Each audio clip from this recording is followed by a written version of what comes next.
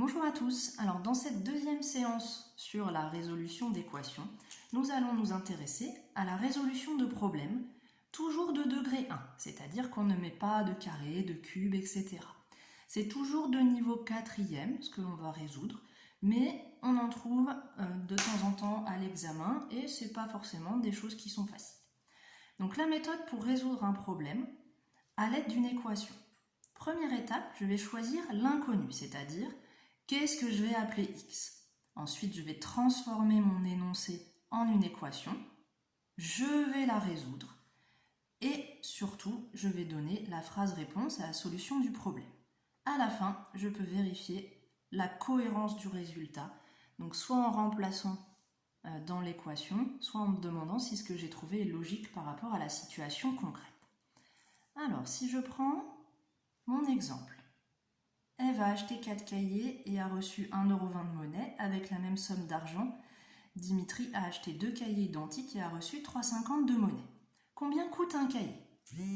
Première étape, choix de l'inconnu.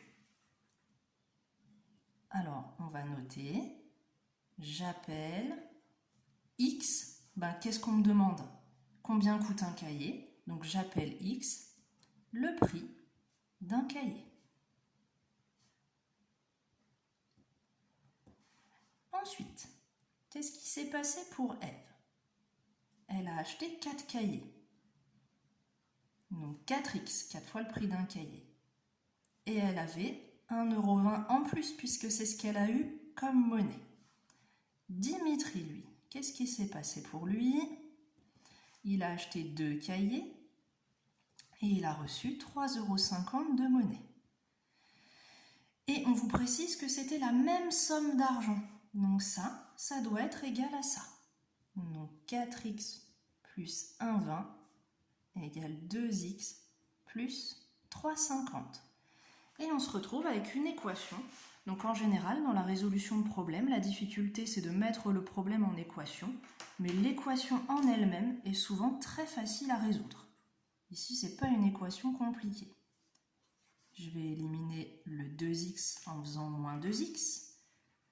Il me reste 2x plus 1,20 égale 3,50.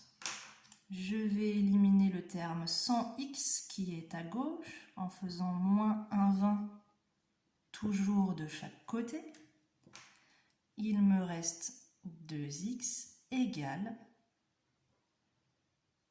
2,30. Et enfin, je divise par 2. Ce qui me fait x égale 1,15. Et là, je ne vais pas faire une phrase de conclusion du type « la solution de l'équation est ». On s'en fiche de ça. Je vais conclure par rapport au problème. Le prix d'un cahier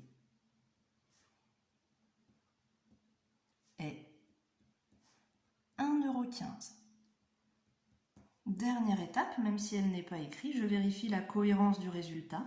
Est-ce que 1,15 € pour un cahier, ça paraît logique? Oui, ça paraît logique. Donc, j'ai bien terminé, j'ai résolu le problème.